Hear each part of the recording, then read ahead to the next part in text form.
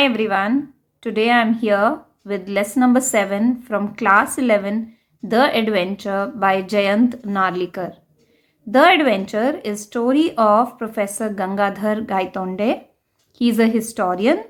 He is also a public speaker. He has a wide range of experience of speaking in meetings and he has spoken in 999 meetings. He is historian, but this story is his adventure of transition from real world to an alternate world.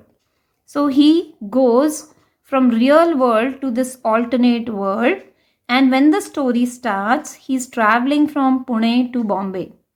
He has taken Jijamata Express and it is moving.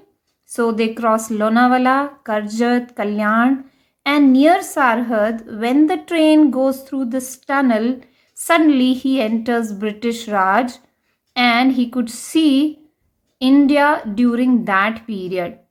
After that, he crosses Dadar and finally he reaches his destination, Mumbai. And he gets down at Victoria Terminus.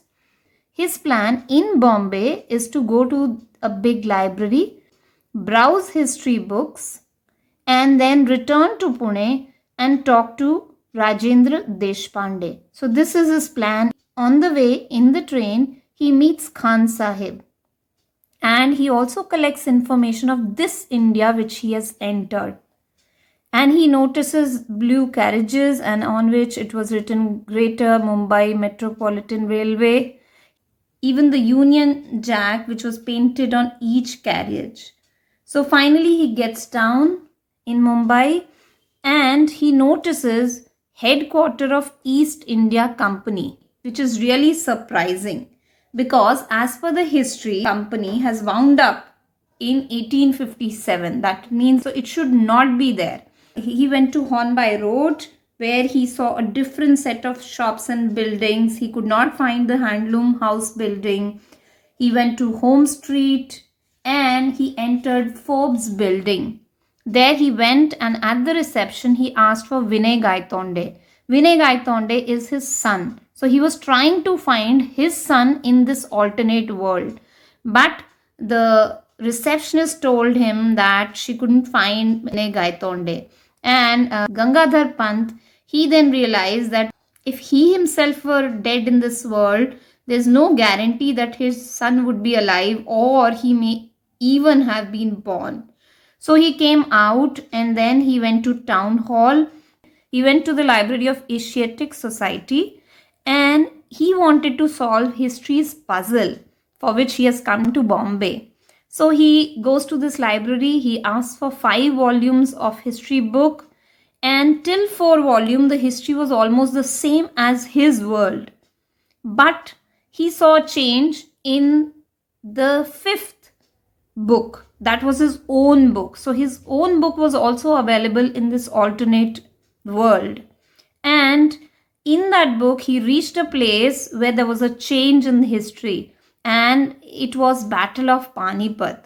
And in that book, which was written by him, in this alternate world which was available, he could read that Marathas have won the Battle of Panipat. Actually, in real world, third Battle of Panipat was lost by Marathas and it was won by Abdali and his troops. But here in this alternate world, he could find out, he read that Marathas have won. So this was a change in the history that he knew. And it was written in that book by him that after they won the battle, the influence of Baba Sahib grew and he was later on succeeded by Vishwas Rao, his nephew. Vishwas Rao, when he became the next Peshwa or Maratha ruler, he reduced the control of company, East India Company. So Mughal regime was also controlled by Marathas in Delhi and India moved toward democracy later on. There was no British slavery and India has learned to stand on its feet. They knew what self-respect was and India got strengthened. And British, they retained in Mumbai because of their lease, which was going to end in 2001. So this is a piece of history that he read in this alternate world. And since it was getting late and library was closing at 8 o'clock, he had to leave library. He told the librarian that he would come next day and he would again check these books. When he was collecting his note, by mistake, he even shoved a book, Bhau Sahebanchi Bakhar. He put this book by mistake in his pocket. After finding a guest house and eating food, he went to Azad Maidan and a lecture was going on. He went on stage because he found that the presidential chair was unoccupied. Nobody was sitting there. He went and just sat there. The speaker who was speaking, he stopped, he got too shocked and he told him to vacate the chair, to leave the chair. Gaitonde was not used to such a kind of public speaking where people wanted only to listen to speaker. They did not want any kind of vote of thanks, remarks from chair or long introduction. And people started telling him that he should leave that place. But he tried to lecture, he started to talk, but nobody was ready to listen to him. And he became a target of public anger. Public started showering tomatoes and eggs on him, and they even came on stage so that they can eject him from there, they can throw him from there. But in the crowd, he got disappeared. He was nowhere to be seen. So this is what happened in the alternate world. But in the real world, he has actually met with an accident. So he collided with a truck, and because of that accident, he became unconscious. He was in coma for 2 days, and during these 2 days, he was in this alternate world. And next day, he was found in Azad Maidan. So how did he go to this alternate world? He was confused. So he tells his experience of this world to his friend Rajendra. And Rajendra was about to say that it was his mind playing trick on him or it is just his imagination. But then Gaitonde showed him a page from Bakhar, which he had in his pocket. Actually, when he was in Azad Maidan, the book which was there in his pocket got lost and only this page remained. And what was written on the page? It slip said, and then Vishwas Rao guided his horse to the melee where the elite troops were fighting and he attacked them. And God was merciful. A short bruise passed his ear. Even the difference of a till would have led him to death. So on that piece, it was written that Vishwas Rao did not die. Now after showing that page, he also showed his own copy of the same page and it showed a different account. There it was written, and then Vishwas Rao guided his horse to the melee where the elite troops were fighting and he attacked them. And God expressed his displeasure and he was hit by a bullet and he died. So in the real world he died, but in the alternate world he did not die. Now he wanted to know how come he was able to move from real world to alternate world, and he wanted an explanation from Rajendra. Now in the story it's not mentioned whether Rajendra is a scientist or not, but as per his knowledge we can see that he knows a lot about science, and here he is trying to connect science to history. Now he gives two scientific theories of how this happened, how he was able to move from one world to another, which existed at the same time. He gives two theories. One is catastrophic theory.